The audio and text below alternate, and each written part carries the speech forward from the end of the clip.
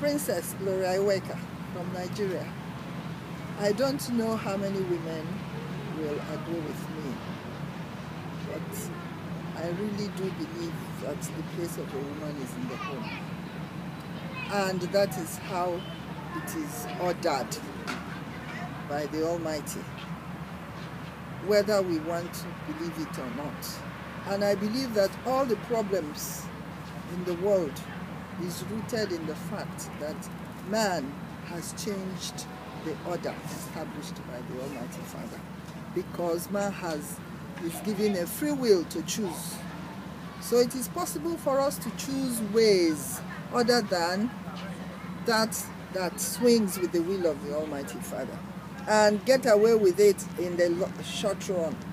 But on the long run, we will destabilize ourselves, and that is what is happening.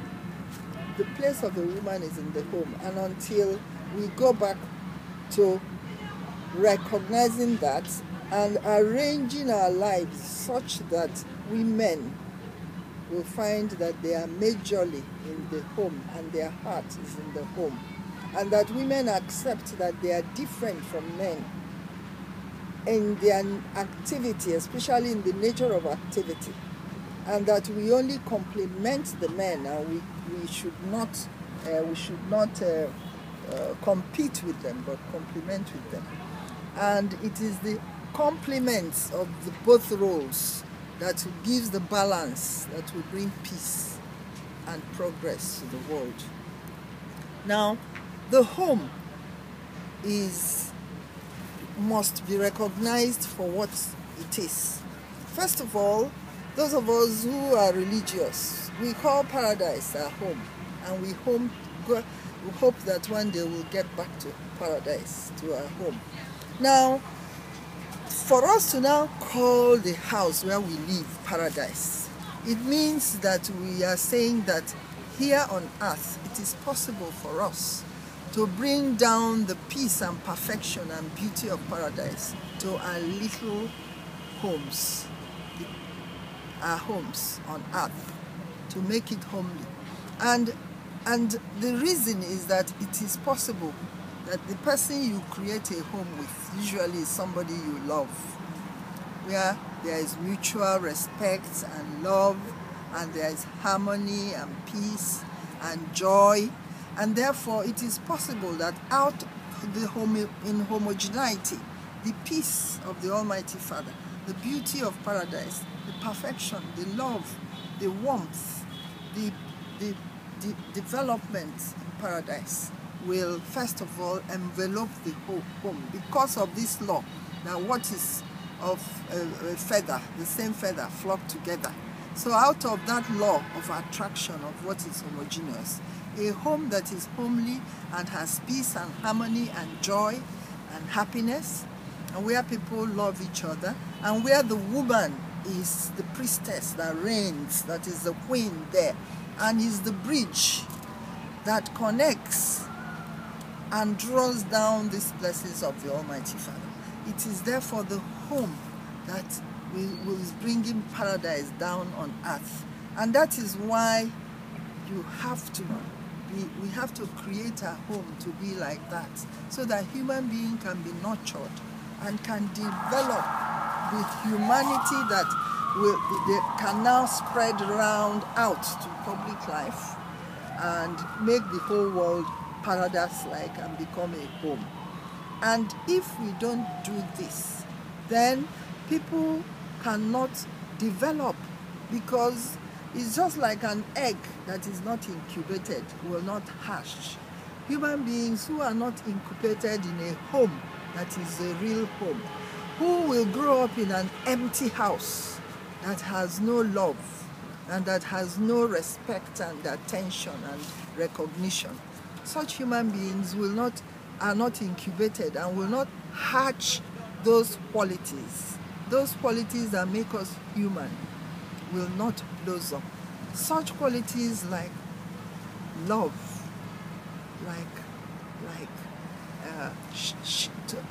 capacity to have the shame, sense of beauty, capacity to love, to know what is good and what is bad, these things are not taught in home. They blossom out of human beings. They can't come out of animals. That is the difference between a man and an animal. But they can blossom out of a man if man is properly incubated in love, in a home that is intimate and warm and homely, and is presided by a woman. The home should be a temple in which, where we tune into the holy will of the Almighty Father. And it is possible for even the worst amongst us to become good in his home, because he's surrounded by people he loves and who love him and who respect him. So the problem of the world, therefore, is rooted in the fact that we do not recognize the importance of the home, and we do not give the home that empowerment, that support, and instead we neglect the home and move out. Everybody moves out, rushes out of the home, and we don't give the support and the attention to the home. And anything you do not give attention dies. You know, we do not turn the home into a temple. And therefore, you find that people now are starved. People are starved of that grace and the blessings of the Almighty Father. And so we grow up into, you have to cut this. You are saying, for example, for example, you have Boko Haram. For example, here in Nigeria, we have people, and we have what is happening in the ISIS. You know, you have the suicide bombers and terrorists, people, deeds of madness, horrible inhuman acts, people without conscience are populating the world. And so there is news of war and war everywhere. And it is, if you check, you find that most of the people who do this are people who didn't grow up in a home that is homely. Some of them grew up on the streets. Like the Palestinians were sacked and they grew up in camps for years. So many of them grew up in camps, not in homes. In Niger Delta, for example, the oil prospecting there and oil business there, they chased people away from their land, and they moved away, they had destroyed their homes. In the northern Nigeria here, we have Amajiri boys who are streets, they grew up on the streets. And so you find that people who grow up, they can be brilliant, they can go to school and be brilliant, their intellect working properly, but their humanity has not blossomed. So they don't have conscience, they are shameless, they are greedy and selfish, and they don't have integrity, they don't have honor. The women are blazing, they have no shame, immorality is reigning. Is all because the home, which should have been a bridge through which the blessings of the Almighty Father reaches our heart and makes our humanity to develop, our sense of shame, our sense of beauty, our conscience, our capacity to love. For us to be human beings, there will be peace and joy on earth. That bridge has been destroyed. And the primary person responsible is the woman, because it is through the woman that that bridge of blessing enters a home and makes a home. The men can only build houses, but it is women that can create a home, build a home. And for that, their presence in the home, their love for the home, and the activities, simple activities of nurture, of love, of harmony, of beauty in the home, is neglected and not respected.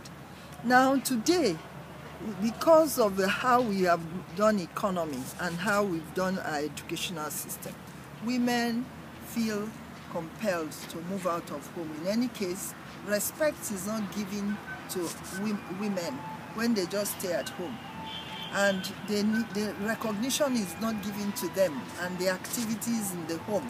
And every human being craves for recognition. And so they go out so as to feel relevant. So as to feel relevant. That's why we go out.